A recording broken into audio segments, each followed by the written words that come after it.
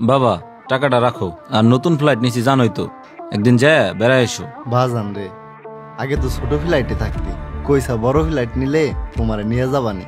এখন তো বড় ফ্লাইট নিসা, আমারে তাইলে নিয়ে যা। ও তো অটো চালায়, ঘরটাও ছোট, ওর বাচ্চা কাচ্চা নিয়ে থাকতে অনেক কষ্ট হয়। তুমি ঢাকা যায় থাকতে পারবা না, আর টাকা তো আমিই দিই, কষ্ট হইব কেন? যদি আরো টাকা লাগে নেও। না থাক, টাকা লাগবো না। ঠিক আছে তাহলে আমি আসি। আব্বা তুমি আবার ওর এই কথা কইতে গেলাকে? আমি যতদিন বাঁচা আছি তোমার তো আমি কষ্ট করে দিব না আব্বা। তুই তো যথেষ্ট করস আমি জানি, কিন্তু ওরও তো দায়িত্ব আছে, আমার তো ওর কাছেও থাকতে মন চায়। আব্বা ঢাসরে তো নতুন বাড়ি নিছে, গোছ গাছেরও ব্যাপার আছে, সমস্যা নাই আব্বা, ও তোমার নিয়ে যাবে না, তুমি মন খারাপ করো না। আমি সবই বুঝি, খালি ছোট ভাইয়ের হয়ে সাফাই গাইস না। স্যার, ডিলটা তো আমাদের কমপ্লিট হয়ে গেল। আমরা যদি ঠিক মতো করতে পারি ওইখান থেকে আমাদের প্রফিট আসবে 20 লাখ। যাক বেশ ভালো। আর আরহান ট্রেডার্সের সাথেও কিন্তু আমাদের ডিলটা কমপ্লিট করতে হবে। স্যার, কালকে তো ফ্রাইডে, আমাদেরও অফ ডে, তাহলে কালকে মিটিংটা ফেলে ডিলটা করে ফেলতাম। আরে ব্যাপার না, আমাদেরও তো রেস্টের দরকার আছে। তাহলে তুমি স্যাটারডে মিটিং এর ডেটটা ফিক্সড করে ফেলো। ঠিক আছে স্যার। আব্বা সামনে শুক্রবার তোমার নাতিটার জন্মদিন, তাই তোমার নাতিটা বায়না ধরছে একটা অনুষ্ঠান করবে। ও ওর বন্ধু আমাদের অনুষ্ঠানে যায়, শরম পায় যে ওর জন্মদিনে কোনোদিন অনুষ্ঠান হয় না, তাই ভাবতেছি এবার একটা অনুষ্ঠান করুন। বাজান রে, জন্মদিন করা তো ভালো না, তাইলে তুই এক কাম কর, একটা হুজুর ডাক দেয় না, দোয়া পড়াই দিস। হ আব্বা, হুজুরই তো কমবো, আর ওর কিছু বন্ধু বান্ধব আসবো, আর আমার আত্মীয় স্বজন আসবো। হ, তাইলে তো ভালোই হয়। এইও ছিলে মাহফুজ একদিন বাড়ি এসে থাকবে না। হ আব্বা, তোমার নাতিও কইতেছে ওর ছোট চাচারে লাগবই, কিন্তু আমি তো চিন্তা করতেছি মাহফুজ যে ব্যস্ত মানুষ, ও কি এই অনুষ্ঠানে আসা পারবো? আসবে পারবো না মানে? ওর একমাত্র বাইস্তের জন্মদিন, আর শুক্রবারেই তো পড়ছে, শুক্রবারের দিন তো ওর অফিস বন্ধই। তুই এক কাম কর, তুই নিজে যায় ওরে দাওয়াত দা নিয়া। ঠিক আছে আব্বা, তাইলে আর দেরি না করি, বাইরের অফিসে যায় দাওয়াতটা দিয়ে আসি। হ, তাইলে তুই যা, আল্লাহ। আচ্ছা আব্বা। স্যার, তাহলে আমাদের 12 তারিখে গাজীপুর ফ্যাক্টরিটা ভিজিট করতে হবে। আচ্ছা ঠিক আছে। আর 13 তারিখের শিডিউলটা কি দেখাও তো। স্যার, আমাদের উত্তরে একটা 13 তারিখে মিটিং আছে। আচ্ছা, তুমি অফিসে আসছো কেন? বাইরে তোর অফিসে আইছিলাম একটা দরকারে। ও, তোমাদের টাকা লাগবে? আমাকে বলতো, আমি টাকা পাঠাই দিতাম। অফিসে আসার কি প্রয়োজন?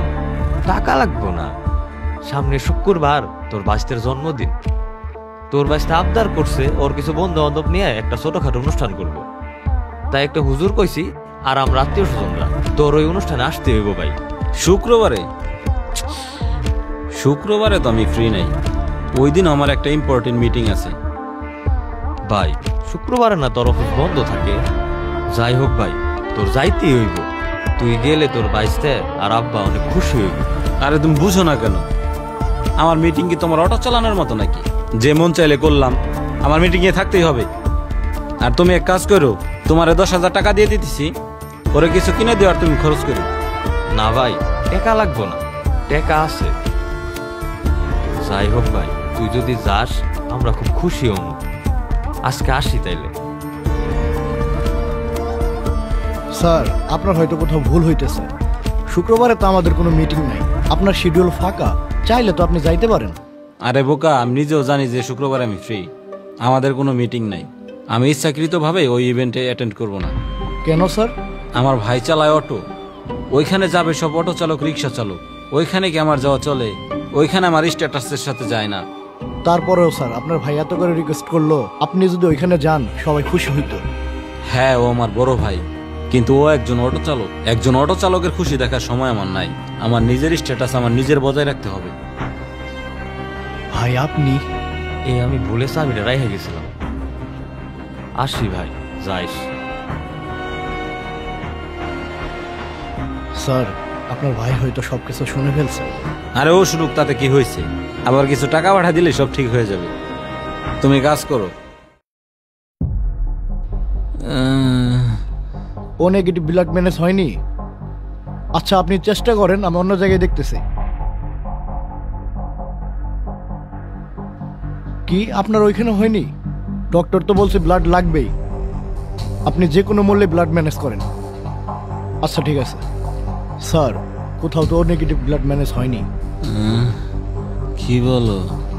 কালকের ভেতরে অপারেশনটা করলে ভালো হয়, সেক্ষেত্রে আপনার আজকের ভেতরে ব্লাডটা ম্যানেজ করে ফেলে। ও নেগেটিভ গ্রুপটা রেয়ার, তো আমি আমার দিক থেকে সর্বোচ্চ চেষ্টা করতেছি ব্লাডটা ম্যানেজ করার জন্য। আচ্ছা ঠিক আছে। আসি তাহলে। তোমার মাসুদ স্যারের ফোন দাও নাই? ওর সাথে তো সব ব্লাড ব্যাংকের লিংক আছে। স্যার আমার সব জায়গায় চেষ্টা করা শেষ, ও নেগেটিভ অনেক রেয়ার গ্রুপ, কোথাও পাচ্ছি না। স্যার আপনার ফ্যামিলিতে তো কারো ও নেগেটিভ থাকার কথা। হ্যাঁ আছে, আমার বড় ভাইরও তো নেগেটিভ। স্যার তাহলে আমরা কেন এত খোঁজাখুঁজি করছি? আপনার বড় ভাইকে ফোন দিলেই তো হয়। আমি কোন মুখে আমার বড় ভাইরে কল দিব? আমি তারে কত তুচ্ছতা ছিল করছি, সে কি এখন তা আসলে রক্ত আমারে দিব? জাহিদ তোমার আপডেট কি, ম্যানেজ করতে পারছো? ভাই আপনি তো ভার্সিটিতে খোঁজ নিতে বলছিলেন, আমি তো সব জায়গায় খোঁজ নিছি, কোথাও নেগেটিভ ব্লাড গ্রুপ পাইনি। মামুন তুমি কি ম্যানেজ করতে পারছো ভাই? ভাই আপনি তো হাসপাতালে খোঁজ নিতে বলছিলেন, কোনো জায়গায় পাইনি। বিপদে পড়ে গেলাম ভাই, তোমরা তোমাদের লিংকে খোঁজ নিতে থাকো। ঠিক আছে ভাই, আমরা আমাদের সর্বোচ্চ চেষ্টা করতেছি। আচ্ছা। আসো মামুন। আপনি এত দায়িত্বজ্ঞানহীন কেন? আজকে আপনার অপারেশন হওয়ার কথা, থাকার কথা আপনার হসপিটালে, এখনো আপনি বাসায় শুয়ে আছেন। ডক্টর, আমি হসপিটালে অ্যাডমিট হয়ে কি করব? আমি তো ব্লাডটা এখনো ম্যানেজ করতে পারিনি। আপনারা কি বুঝতেছেন না? অপারেশনটা যত লেট হইতেছে ততই আপনার ক্ষতি হইতেছে। এজ এ ডক্টর আমার যেটা বলার দায়িত্ব ছিল সেটা আমি বললাম, তারপর আপনারা যেটা ভালো মনে করেন। আসি তাহলে। স্যার ডাক্তার তো ঠিক কথাই বলে গেল, দ্রুত আপনার অপারেশনটা করা দরকার। তাহলে তুমি একটা কাজ করো, ব্লাড ব্যাংকে ফ্রোজেন ব্লাড পাওয়া যায়, যত টাকা লাগে তুমি ওই ব্লাডটা এনে আমার অপারেশন করো। স্যার ফ্রোজেন ব্লাডে অনেক রিস্ক থেকে যায়, এই ব্লাড আপনার শরীরে ঢুকলে আর বড় ক্ষতি হতে পারে। কি আর করব, আমার তো কেউ নাই। কেরা কইছে তোর কেউ নাই? তোমরা কেমনে জানলা? তুই তো আর আমাদের জানাবি না, তুই তো আর আমাকে আপন ভাবস না। রায়হান পরে আমারে ফোন দিয়া জানাইছে। স্যার এছাড়া আমার আর কোনো উপায় ছিল না, আমি তো আমার সামনে আপনাকে ধুকে ধুকে মরতে দেখতে পারি না। বাইরে তোর রক্ত লাগবো, তোর চিন্তা কিসের? তোর এই ভাই আছে না, আমার শরীরে এক বিন্দু রক্ত থাকা পর্যন্ত তোরে আমি মরতে দেবো না ভাই।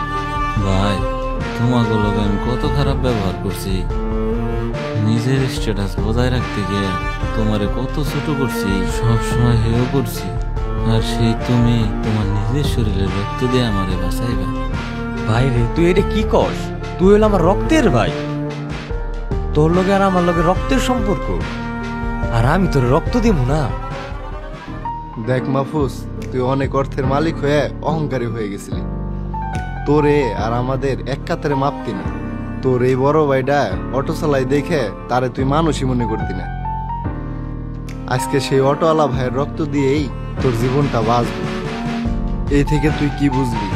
তোর এই ভাইয়ের শরীরেও যে রক্ত বইতেছে, তোর শরীরেও ওই একই রক্ত বইতেছে। তাইলে কিসের এত অহংকার? রক্তে কোনো ভেদাভেদ নাই, ভেদাভেদ হইল আমাদের মনে। সবসময় একটা কথা মনে রাখবি, ভাই বড় ধন, রক্তের বাঁধন, আর রক্তের বাঁধন কখনো বেইমানি করে না।